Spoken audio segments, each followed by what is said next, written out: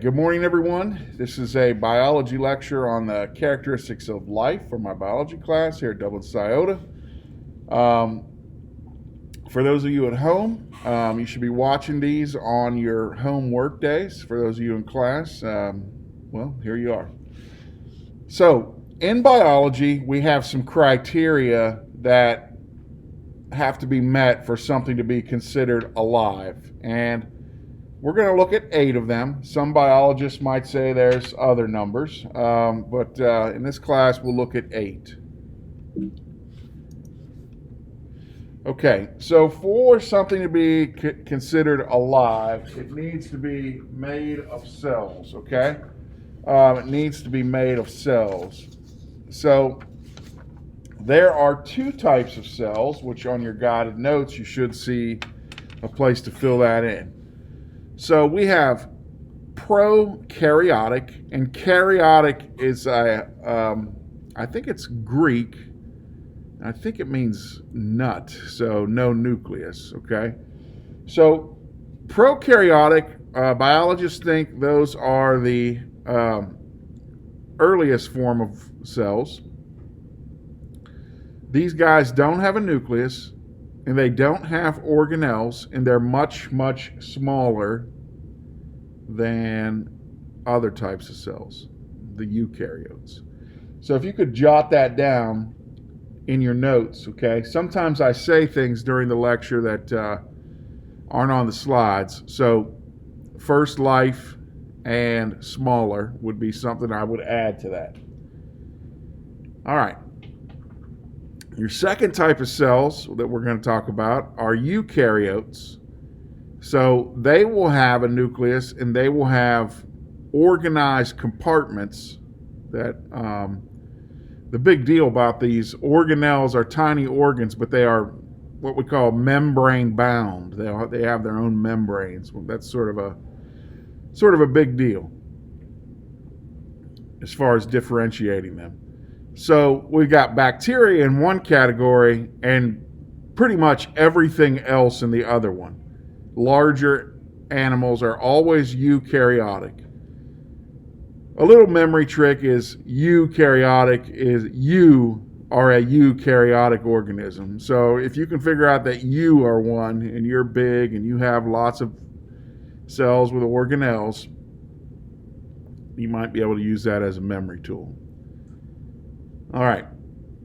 There are 2 types of organisms when we look at number of cells. Unicellular, which means one, and multicellular, which means many. So unicellular bacteria are in that category, but there are also single-celled eukaryotes too, we call protists. So you see where it says protist under eukaryote right here? Here's something I would do, okay? I would underline this in my notes, and I would maybe point them down. Those are unicellular. All right, everything else in here, these guys, and you should be doing this in your notes, these guys are all multicellular. And that's pretty easy because they're big. If you need a microscope, it's unicellular. All right. How's my pace? You guys keeping up? Okay, good. All right. Another characteristic of life is it has to be able to reproduce, okay? And a lot of times because we're humans, we think of reproduction as sexual, where there's a mom and a dad, and there's some sort of exchange of genetic material, sperm and egg. So that would be sexual reproduction, and that's the one we're kind of familiar with as humans. But there's also asexual reproduction, and some animals can do both, or some plants can do both. Asexual is one parent, and that's things like bacteria dividing. That's things like plant cuttings, where a plant will sort of start its own daughter plant by either dropping a section that can sort of take root on its own. There's lots of types of this. So some plants will do it, some animals will do it. Asexual. And which one's going to have the most genetic diversity? It's going to be sexual. Okay, asexual is a clone. So write clone right here.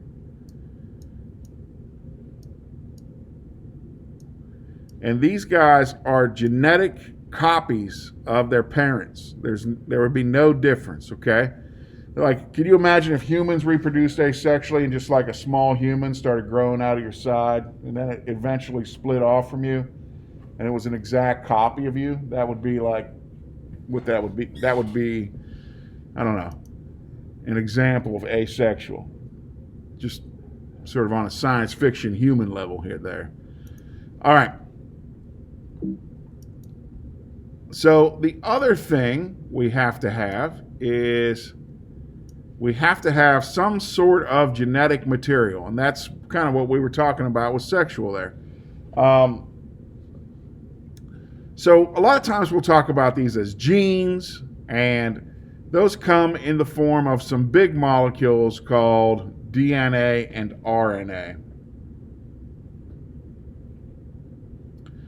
So you've probably heard of some of these things like, well, I inherited my dad's big nose or things like that, or eye color or hair color.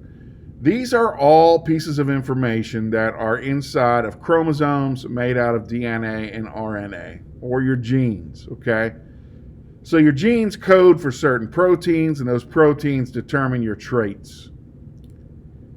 They can also carry bad things, so like genetic diseases. All right, so we're up to our fourth criteria. All life has some types of growth and development. So that would be like an increase in size, like a tree growing from a seed to 100 feet tall or whatever. It also includes changes in ability, and we call that development, where when the organism is first born, it's small and it sort of grows, but it also develops, and those could be behaviors or characteristics. So like we have a seed here developing roots and leaves, okay? Roots and leaves.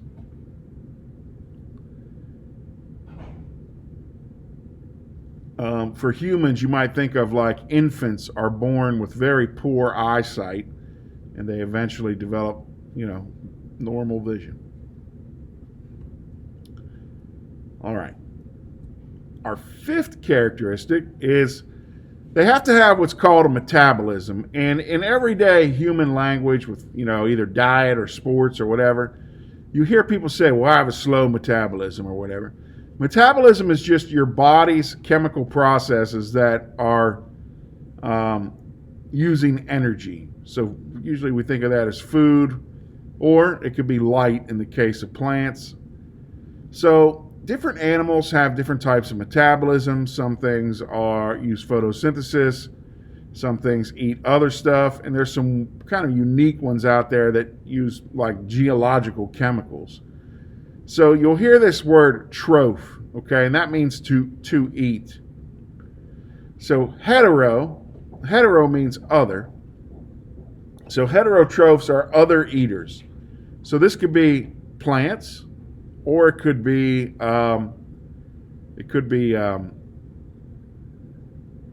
when I say plants, I mean like animals that eat plants, like cows or deer or whatever.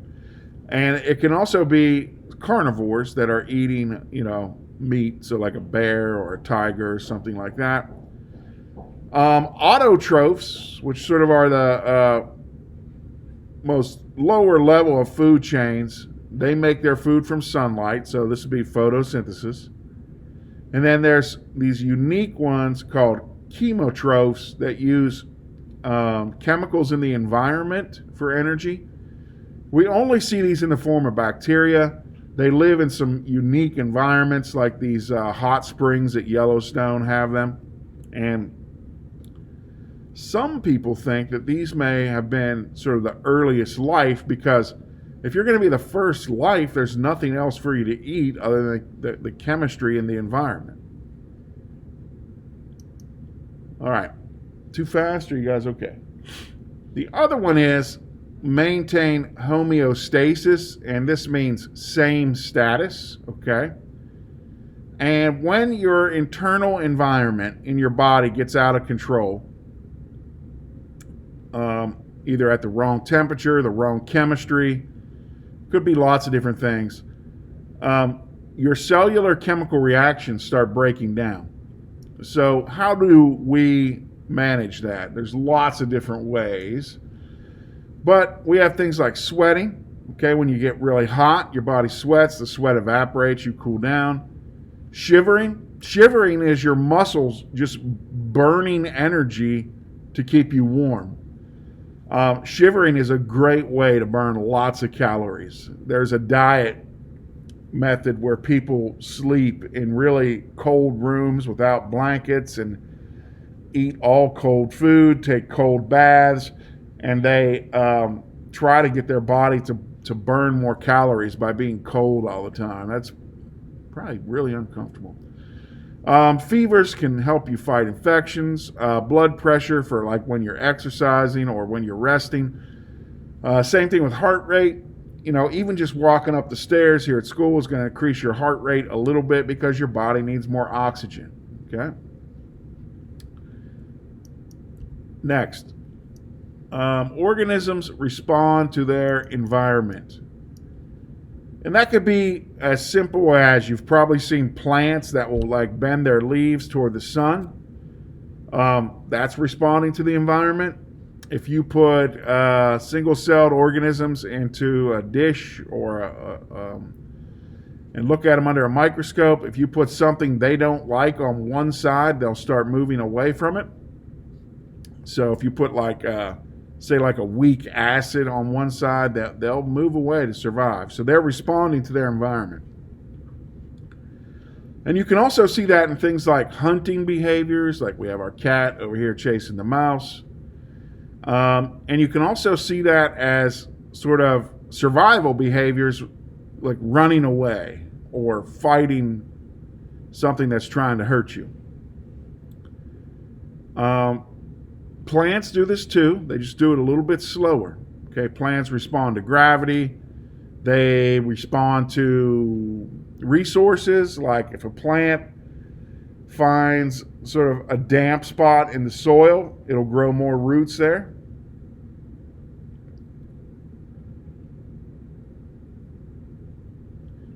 Pain is a good example of this. If something in the environment is hurting you, you move away from it. It's your body's way of protecting you.